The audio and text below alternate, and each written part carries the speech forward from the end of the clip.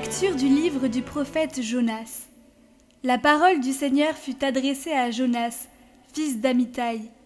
Lève-toi, va à Ninive, la grande ville païenne, et proclame que sa méchanceté est montée jusqu'à moi.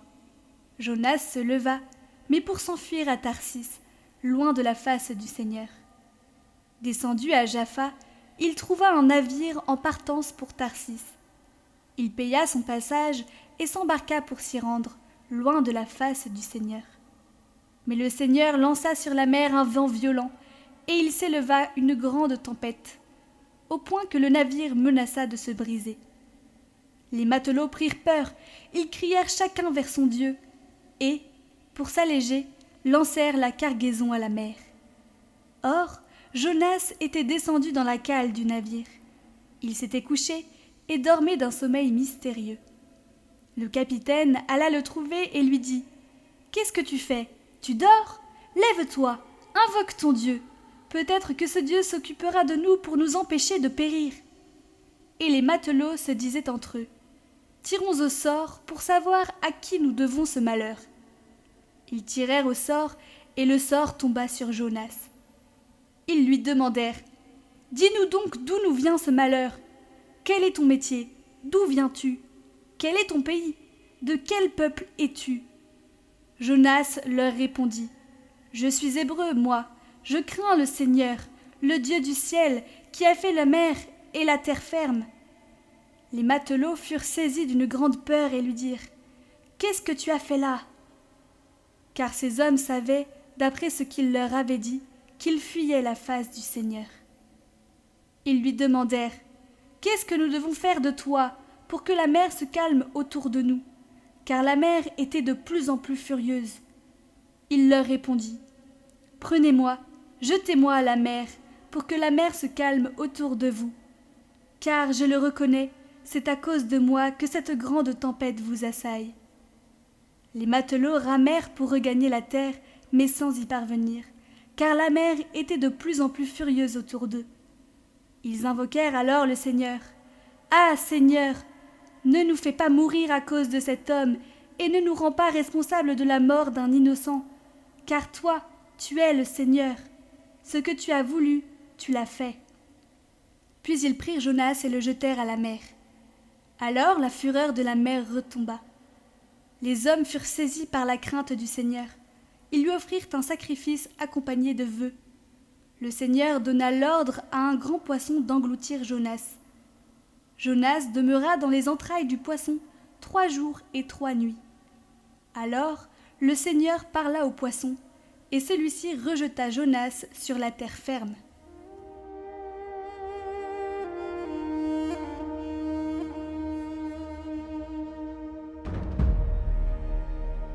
Évangile de Jésus-Christ selon saint Luc. En ce temps-là, voici qu'un docteur de la loi se leva et mit Jésus à l'épreuve en disant : « Maître, que dois-je faire pour avoir en héritage la vie éternelle ?» Jésus lui demanda : « Dans la loi, qu'y a-t-il d'écrit ? Et comment lis-tu ? » L'autre répondit : « Tu aimeras le Seigneur ton Dieu de tout ton cœur, de toute ton âme, de toute ta force et de toute ton intelligence, et ton prochain comme toi-même. » Jésus lui dit : « Tu as répondu correctement, fais ainsi et tu vivras. » Mais lui, voulant se justifier, dit à Jésus : « Et qui est mon prochain ?» Jésus reprit la parole.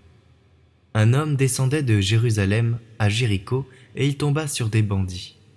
Ceux-ci, après l'avoir dépouillé et roué de coups, s'en allèrent, le laissant à moitié mort. Par hasard, un prêtre descendait par ce chemin. Il le vit et passa de l'autre côté.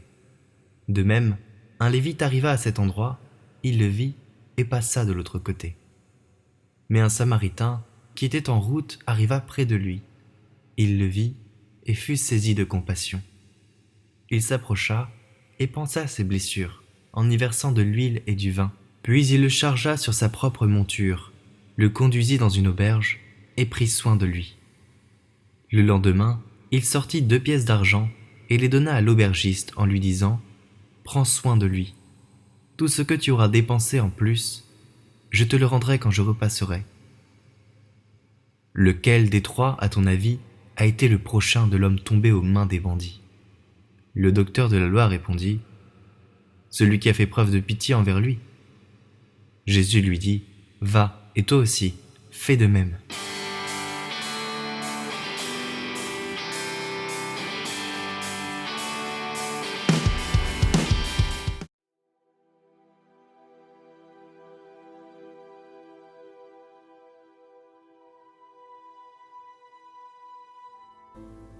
Moi, pécheur infidèle, je renouvelle et ratifie aujourd'hui entre vos mains, Mère Immaculée, les vœux de mon baptême.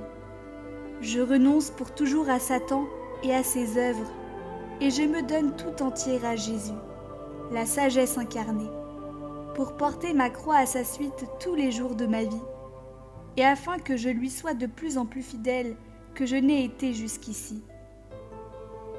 Je vous choisis aujourd'hui, en présence de toute la cour céleste, pour ma mère et ma reine. Je vous livre et consacre, en toute soumission et amour, mon être tout entier, mes biens intérieurs et extérieurs, et la valeur même de mes bonnes actions, passées, futures et présentes, vous laissant un entier plein droit de disposer de moi et de tout ce qui m'appartient, sans exception, selon votre bon plaisir, pour la plus grande gloire du Père, de votre Fils Jésus et de l'Esprit Saint, maintenant et pour l'éternité. Amen.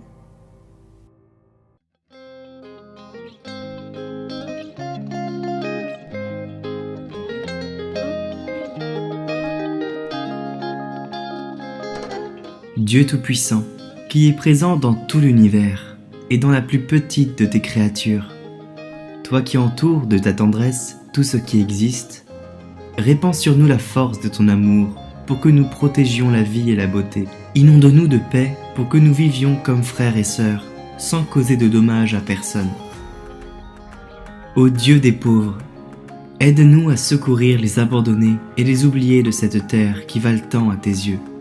Guéris nos vies pour que nous soyons des protecteurs du monde et non des prédateurs, pour que nous semions la beauté et non la pollution ni la destruction. Touche les cœurs de ceux qui cherchent seulement des profits, aux dépens de la terre et des pauvres. Apprends-nous à découvrir la valeur de chaque chose, à contempler, émerveiller, à reconnaître que nous sommes profondément unis à toutes les créatures sur notre chemin vers ta lumière infinie. Merci parce que tu es avec nous tous les jours. Soutiens-nous, nous t'en prions, dans notre lutte pour la justice, l'amour et la paix.